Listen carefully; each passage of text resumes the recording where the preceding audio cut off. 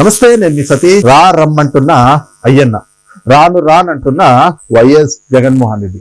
ఇది తాజాగా వైఎస్ జగన్మోహన్ రెడ్డి పైన, అలాగే ఆయనకు చెందినటువంటి వైఎస్ఆర్ కాంగ్రెస్ పార్టీ పైన కూడా ఆంధ్రప్రదేశ్ రాజకీయ వర్గాల్లో పెద్ద ఎత్తున జరుగుతున్నటువంటి చర్చ. మరి ఈ రకమైనటువంటి చర్చకు కారణం ఏమిటి అనేటువంటిది చూస్తే, తాజాగా జగన్మోహన్ రెడ్డి ఒక ప్రకటన అయితే గనక చేశారు. అది కూడా ఏమిటి అంటే, రాబోయేటువంటి అసెంబ్లీ సమావేశాలను ఉద్దేశించి ఏదైతే ఈ నెల 11వ తారీఖు నుంచి, అంటే రేపు సోమవారం నుంచి అసెంబ్లీ సమావేశాలు జరగబోతా ఉన్నాయో, నిర్వహించబడతా ఉన్నాయో, ఆ సమావేశాలకి మరి జగన్మోహన్ రెడ్డి హాజరు అవుతారా, హాజరు కారా, ఆయన ఒక్కళ్ళే హాజరు కారా, లేకపోతే ఆయన పార్టీలో ఆయనతో పాటుగా గెలిచినటువంటి మిగతా 10 మంది ఎమ్మెల్యేలు కూడా హాజరవ్వరా అనేటువంటి అనేక చర్చలు తెరపైకి వస్తున్నటువంటి నేపథ్యంలో ఆయన నిన్న మీడియా సమావేశం పెట్టడం, ఆ మీడియా సమావేశంలో అక్కడికి వెళ్ళినటువంటి మరి ఆయనకు సంబంధించిన అనుకూల మీడియాలోని జర్నలిస్టులు కొంతమంది, వాళ్ళని తప్పితే ఆ తాడేపల్లి ప్యాలెస్ లోకి ఎవరిని అనుమతించరు కదా, మరి వెళ్ళినటువంటి వాళ్ళ చేత ఆ ప్రశ్న అడిగిపించుకుని వాటికి జగన్మోహన్ రెడ్డి సమాధానం చెప్తున్నట్లుగా, ఎస్ మేము అసెంబ్లీ సమావేశాలకి హాజరు కాబోవటం లేదు. కారణం ఏమిటి అంటే, నాకు ప్రతిపక్ష నేత హోదా ఇవ్వట్లేదు, మా పార్టీకి ప్రతిపక్ష హోదా ఇవ్వట్లేదు, కాబట్టి మేము అక్కడికి వెళ్ళినా మాకు కనీసం ప్రశ్నించేటువంటి అవకాశాలు ఇవ్వరు, మాకు మాట్లాడడానికి మైక్ ఇవ్వరు, అందుచేత మేము అసెంబ్లీ సమావేశాలకి హాజరు కాబోవటం లేదు. మరి ఏం చేస్తారయ్యా అంటే, అసెంబ్లీ జరిగినంతసేపు కూడా మీడియా ముందు కూర్చుంటాం. మేము 11 మంది ఉన్నాం కదా, ఒక్కొక్కళ్ళగా కూడా మీడియా ముందరకు వస్తారు, మా వాళ్ళు మీడియా ముందే ఉంటారు. మీడియా ద్వారా, మీడియా ముఖంగా ప్రభుత్వాన్ని ప్రశ్నిస్తామంటూ జగన్మోహన్ రెడ్డి ఒక ప్రకటన అయితే చేశారు. అయితే ఈ ప్రకటనే ఏదైతే జరుగుతున్నటువంటి చర్చ ఉందో దానికి దారి తీస్తా ఉంది. మరి దానిపైన జరుగుతున్నటువంటి చర్చలు కూడా ఏమిటి అనేటువంటి చూస్తే, వాస్తవానికి జగన్మోహన్ రెడ్డి ఈ రకమైనటువంటి ప్రకటన చేయడమో, లేదంటే అసెంబ్లీ సమావేశాలకి డుమ్మా కొట్టడం అనేటువంటిది కూడా ఇది మొదటిసారి కాదు. 151 స్థానాలతో 2019లో అధికారంలోకి వచ్చినటువంటి జగన్మోహన్ రెడ్డి 2024 ఎన్నికల్లో 11 స్థానాలకి పతనమైపోయాడు. ఇక ఆ ఎన్నికలకు సంబంధించినటువంటి ఫలితాలు వెలువడక ముందే ఏదైతే జగన్మోహన్ రెడ్డి అసెంబ్లీ సమావేశాలకి వస్తాడా రాడా అనేటువంటి అనేక చర్చలు ఆనాడే జరిగినాయి. ఎందుకంటే ఎన్నికల ఫలితాలు వెలువడినాక మరి ఎమ్మెల్యేగా ప్రమాణ స్వీకారం చేయాలి. మరి అది కూడా ఎప్పుడు చేస్తారు? తొలి అసెంబ్లీ సమావేశాలు జరిగినప్పుడు చేస్తారు కదా.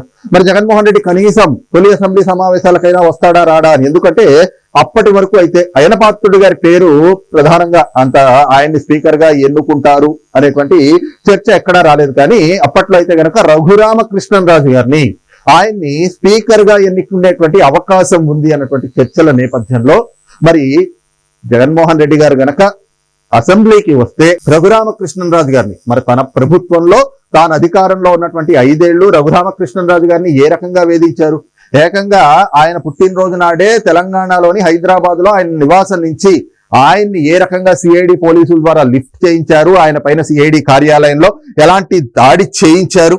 మరి అంత దాడి చేసి ఆయన 5 ఏళ్ల పాటు సొంత నియోజకవర్గానికి రానికుండా చేసినటువంటి జగన్మోహన్ రెడ్డి ఈ రోజున అదే వ్యక్తిని మరి అసెంబ్లీలో అధ్యక్ష అని పిలవగలుగుతాడా, ఆ పిలిచేటువంటి ధైర్యం చేస్తాడా అనేటువంటి నేపథ్యంలో ఇలాంటి కోణంలో అనేక చర్చలు కూడా జరిగినాయి.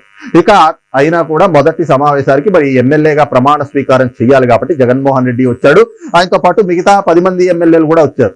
అయితే ఆ సమావేశాల్లో కూడా జగన్మోహన్ రెడ్డి లేవనెత్తినటువంటి అంశాలు మనం చూడొచ్చు.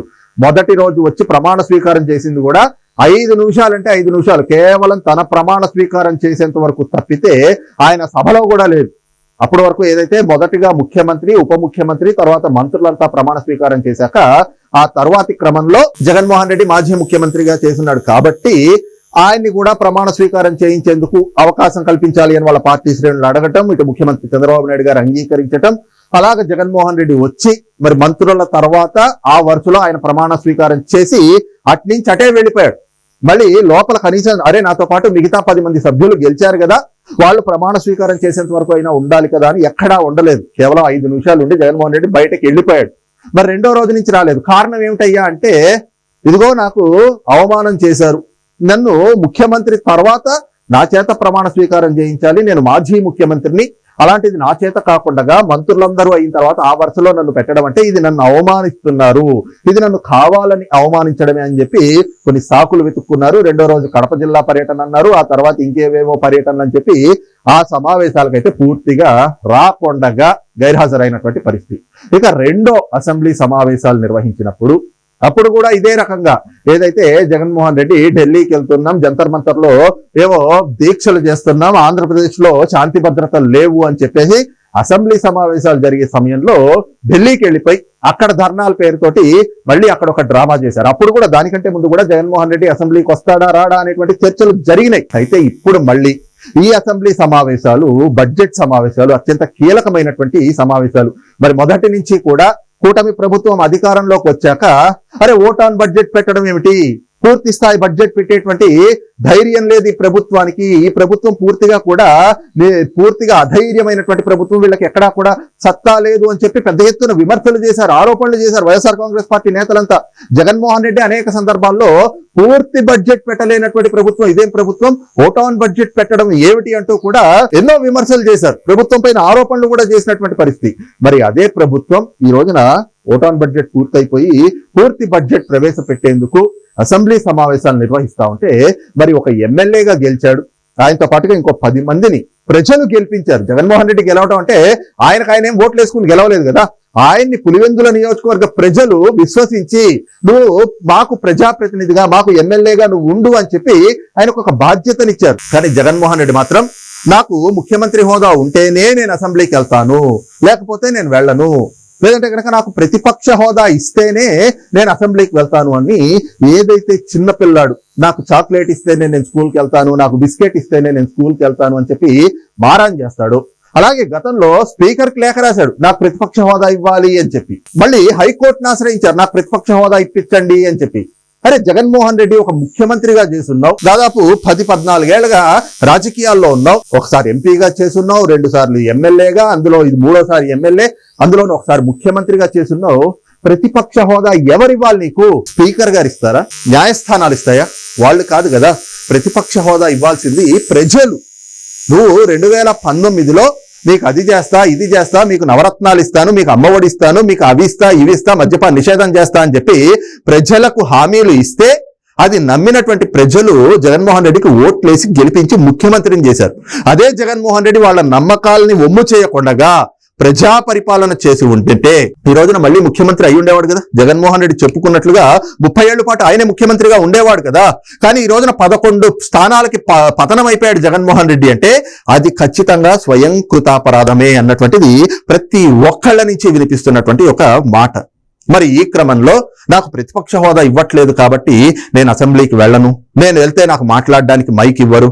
అరే అక్కడ బడ్జెట్ సమావేశాలు అత్యంత కీలకమైనటువంటి సమావేశాలు. ఈ రోజున ప్రజలు వైఎస్ఆర్ కాంగ్రెస్ పార్టీలో 11 మందిని గెలిపించి ప్రతిపక్ష హోదా ఇచ్చారు అంటే మీరు ప్రజల పక్షాన నిలబడతారు, ప్రజల గొంతుకై ఏదైతే ప్రభుత్వం ఎక్కడైనా కూడా ప్రభుత్వ వైఫల్యాలున్నా ప్రజా వ్యతిరేక విధానాలను అవలంబిస్తున్నా అసెంబ్లీలో ఉండి ప్రజల పక్షాన వాళ్ళ గొంతుకునై మీరు మాట్లాడతారు అని చెప్పేసని ప్రజలు మీకు 11 మంది ఎమ్మెల్యేలని గెలిపిస్తే నాకు ప్రతిపక్ష హోదా లేదు, నాకు మైక్ ఇవ్వరు, నాకు 2 నిమిషాలే ఇస్తారు. అక్కడికి వెళ్తే కదా తెలిసేది జగన్మోహన్ రెడ్డికి.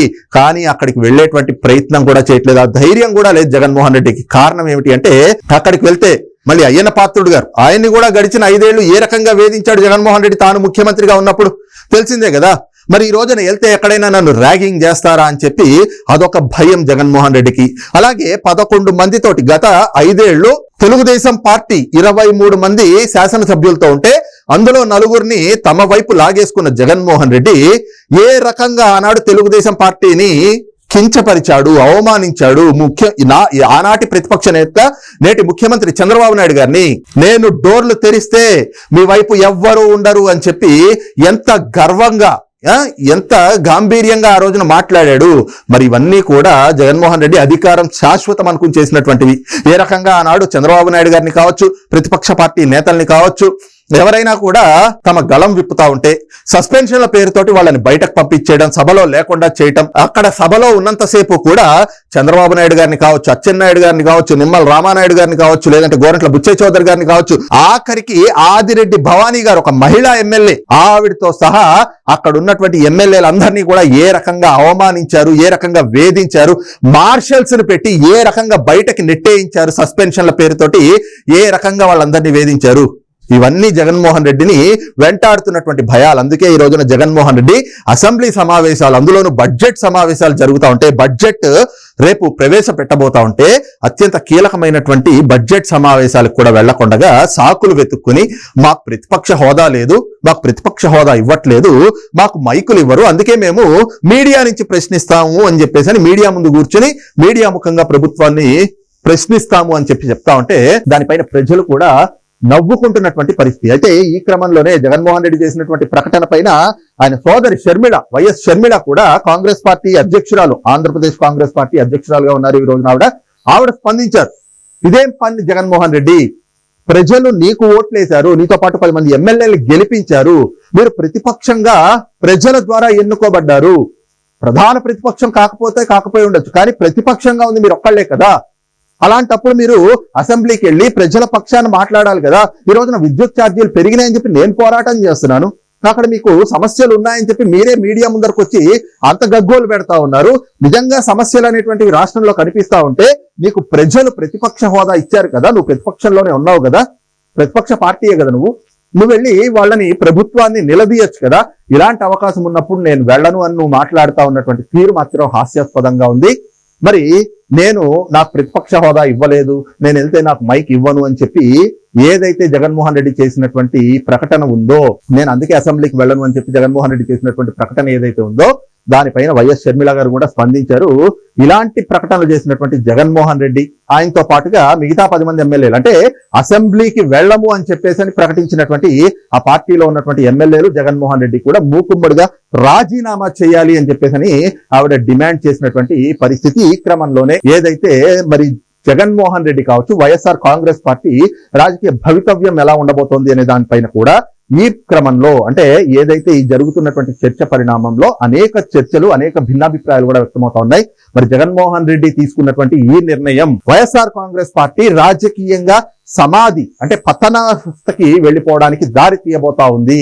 కారణం ఏమిటి అంటే, ఈ రోజున గడిచిన 5 ఏళ్లలో జగన్మోహన్ రెడ్డి ప్రభుత్వంలో గెలిచినటువంటి ఆ 151 మందిలో, ముఖ్యంగా ఆయన కేబినెట్ లో 48 మంది ఎంతో మంది మంత్రులుగా చేశారు. వాళ్ళందరిలో కలిపి కేవలం ఒకే ఒక్క వ్యక్తి పెద్దిరెడ్డి రామచంద్రారెడ్డి మాత్రమే ఒక మాజీ మంత్రి గత ప్రభుత్వంలో గెలిచినటువంటి వ్యక్తిలో గెలిచినటువంటి వాడు. మిగతా అంతా ఓడిపోయారు. మిగతా వాళ్ళందరూ కూడా కొత్తగా వచ్చినటువంటి వాళ్ళు ఉన్నారు. వాళ్ళంతా కూడా అసెంబ్లీ సమావేశాలను ఎదుర్కోవాలి, తమకి రాజకీయ భవిష్యత్తును చూసుకోవాలి, ఏ రకంగా రాజకీయంగా కూడా ఎదగాలి అనేటువంటి ఆలోచనలతో ఉన్నటువంటి వాళ్ళు, కొత్త వాళ్ళు, ఉత్సాహవంతులు ఉన్నారు. మరి జగన్మోహన్ రెడ్డి పార్టీలో కూడా అలాంటి వాళ్ళు ఉండి ఉండొచ్చు. మరి వాళ్ళందరినీ కూడా జగన్మోహన్ రెడ్డి ఈ రోజున అసెంబ్లీకి వెళ్ళనీయకుండా ఈ రకంగా తాను ఆ పార్టీ అధ్యక్షుడిని కాబట్టి తాను చెప్పింది వినాలి అనేటువంటి కోణంలో ఇలాగ అసెంబ్లీ సమావేశాల నుంచి వాళ్ళని దూరం పెడతా ఉంటే, మరి ఇవే జగన్మోహన్ రెడ్డి పార్టీలో ఆ ఎమ్మెల్యేలంతా కూడా వాళ్ళకి ఆఖరి సమావేశాలు అవుతాయి. వాళ్ళు జగన్మోహన్ రెడ్డి తీసుకున్నటువంటి ఈ నిర్ణయంతో రాబోయేటువంటి రోజుల్లో ఖచ్చితంగా తమ రాజకీయ భవిష్యత్తుని ఆలోచించుకుని వాళ్ళంతా కూడా మూకుమ్మడిగా వైఎస్ఆర్ కాంగ్రెస్ పార్టీకి రాజీనామా చేసేటువంటి అవకాశాలే ఉన్నాయి. కారణం ఏమిటి అంటే, దీనికి సంబంధించి కొన్ని ఉదాహరణలు కూడా వాళ్ళు బయటకు వ్యక్తపరుస్తున్నటువంటి పరిస్థితి. ప్రధానంగా చూస్తే 4 ఎమ్మెల్సీలు ఇప్పటికే పార్టీని వీడి బయటకు వచ్చేసినటువంటి పరిస్థితి. పార్టీకి ఎమ్మెల్సీ పదవులు కూడా రాజీనామా చేసి వచ్చేశారు. అలాగే రాజ్యసభ సభ్యులు ఒకవైపును చూస్తే ఆర్ కృష్ణయ్య, ఆయనకి 4 ఏళ్ల పదవీ కాలం ఉంది రాజ్యసభ సభ్యత్వం, అయినా కూడా నువ్వొద్దు, నీ పార్టీ వద్దు అంటూ ఆయన రాజీనామా చేసి వచ్చాడు. అలాగే మోపిదేవి వెంకటరమణ కావచ్చు, బీదా మస్తాన్ కావచ్చు, ఇలాంటి వాళ్ళంతా కూడా ఏ రకంగా రాజ్యసభ సభ్యత్వాన్ని అలాగే ఆ పార్టీ సభ్యత్వాన్ని కూడా రాజీనామా చేసి బయటకు వచ్చేశారో, ఈ రోజున వైఎస్ఆర్ కాంగ్రెస్ పార్టీ నుంచి గెలుపొందినటువంటి ఎమ్మెల్యేలంతా కూడా రేపు ఈ పరిణామాల తర్వాత, అంటే ఈ అసెంబ్లీ సమావేశాల తర్వాత మరి జగన్మోహన్ రెడ్డి తీసుకున్నటువంటి నిర్ణయాన్ని వ్యతిరేకించి ఆ పార్టీకి రాజీనామా చేసి జగన్మోహన్ రెడ్డికి కూడా గుడ్ బై చెప్పేటువంటి అవకాశాలు ఎక్కువగా కనిపిస్తున్నాయన్నటువంటి అభిప్రాయాలు కూడా రాజకీయ పరిశీలకుల నుంచి వ్యక్తమవుతోంది. మరి ఈ అంశం పైన మీ అభిప్రాయం ఏమిటనేటువంటిది కూడా కింద కామెంట్ సెక్షన్ లో మెన్షన్ చేయండి. Thank you.